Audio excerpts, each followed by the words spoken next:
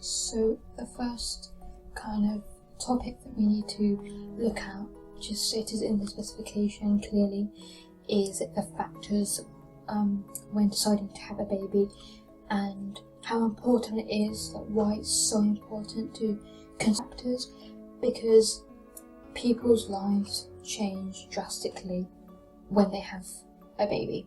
So it's very important to think things through, and you may have to stop some of your hobbies in life or something like that just to take care of that baby, because a baby is a demanding thing. It's very important that you consider lots of things. So let's just look at a couple here. So first we need to look at the responsibilities of being a parent, and there are lots of responsibilities, and maybe you can name some. It's quite easy to name some. You need to be able to meet all the child's needs, and that includes food, and it includes shelter, love and security. So parents need to know that being a parent itself involves lots of sleepless nights, because your child will probably get sick here and there, or I don't know, maybe needs you when they're having nightmares. So being a parent involves lots of sleepless nights, and especially for newborns, because they need a feed at night. I think it's at like 4 o'clock, and they will need you all the time at night when they require a feed. So the first thing that parents need to know, you need to be able to cope. So being a parent is a very long-term responsibility. Your child will not leave you until he or she finds a job, or he or she is 18.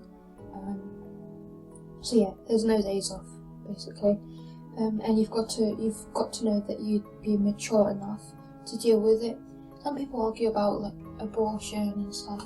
Yeah, it's bad to have an abortion, but if the mother knows or the father knows that they can't deal with it, or that they're not mature enough and they want to have time to kind of understand the world a bit better, then it's their option really. But you've got to know that you'd be mature enough to deal with the baby. It's not easy. So the first thing that you need to consider is your lifestyle and how you want to live. And one of the categories that lies in this is money. Money is a huge factor, and having kids and looking after them costs money big time. Sorry. Think about the medicines that you're going to buy. Think about the food that you need to buy. Think about like school uniform and all that.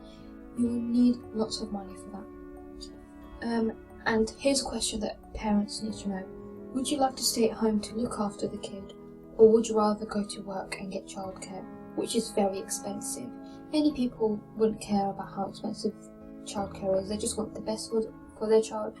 So yeah, I mean, parents can choose, but childcare is expensive, and this lies into the money factor. You'll need to pay for childcare if you go at work. Yeah, if you've got a career, then taking a break from it to look after your child might mean it's tough to get a job when you want to go back to work. So yeah, it is kind of tough when you leave your career. Although I've heard that there's lots of maternity leave and you can come back. So that's kind of a point that's a drawback to this disadvantage. I don't think it's I think you can get maternity leave, but it's still a point. So it can be hard to find another job if you leave your job to take care of the baby. Other things including lifestyle, it's not just money, it's just your life, your social life and your hobbies. And if you think that you might end up resenting the baby because of your social life and your hobbies, and you're going to be so busy with that, then maybe you're not ready for kids. So yeah, as I said about abortion, it might be a good option if you think that you're going to resent your baby for your social lives, which is not good. Think about your home. Is it good enough for a baby to grow up and thrive in? If your house or flat is too small and it won't take up an extra person, then you might have to move, and that can be expensive. You have to look for houses,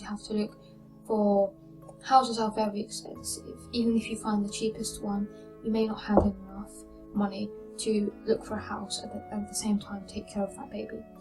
So yeah, think about your house and your flat. Think about your family and how the new baby will fit in. Will your family agree that you are going to have that baby? Are they going to agree or not? A stable relationship is very important between the father and the mother. Babies themselves need stability and love, and if that is not provided, then the baby can't grow into a mature, polite person. Because I think if parents are in a stable relationship, they'll have more time to offer their kids life lessons and stuff. So yeah, if there are already children in the family, how do you think the other children will feel about having a new baby? Will they feel happy? Will they feel upset? Think about how they'll deal with it. Maybe having another child might affect your relationship with other children. Say if your child is on doing some education and that child needs your help, and if you have another baby, they'll kind of feel jealous in a way. So yeah, think about that relationship with other children, and you have less time to spend with other children as well, and that might be unfair for them. But also think about what support you'll get from relatives. Will your parents, grandparents, will they be able to take care of the baby when you're away? Or babysitters, maybe an older 15-year-old sister maybe can work as a babysitter, I don't know, something like that. Think about family members, what their role in your life is with your baby. And think about how old you are. It's not good to get a baby when you're about, 45. For some women with health problems as well, it's not just age, it could be dangerous to get pregnant again. So always check with your doctor if it's okay, if your body's healthy enough to carry a baby. Here are some bad reasons for having a baby, which you could get asked for on the exam, but if you get a 10 or 8 marker, you could also discuss about the bad reasons for having a baby if you have extra time. And here are some of the bad reasons. Having a baby to have someone to love if you feel unloved, or to have someone to love you, is silly.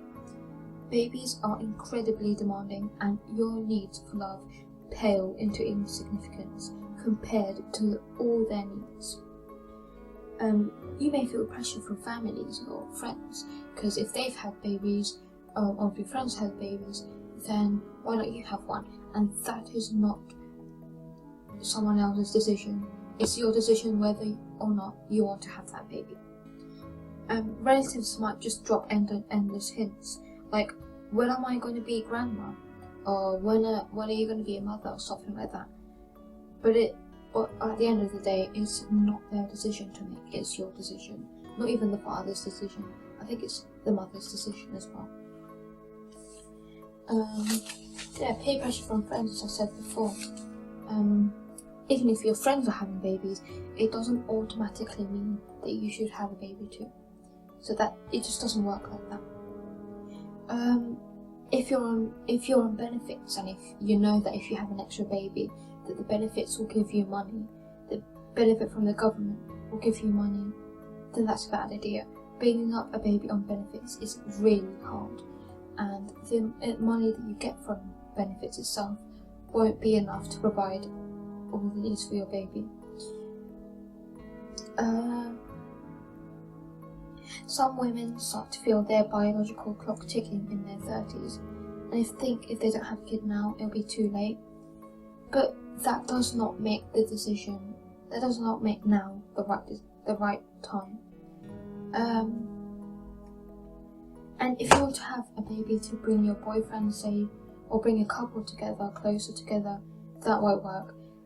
Chances are, or there's a high chance of, you and your partner tearing apart from each other. If the relationship is dodgy to begin with, it will go to pieces under the extra stress of coping with the baby, which is not good. So yeah, I hope you've made notes on that. That was quite quick.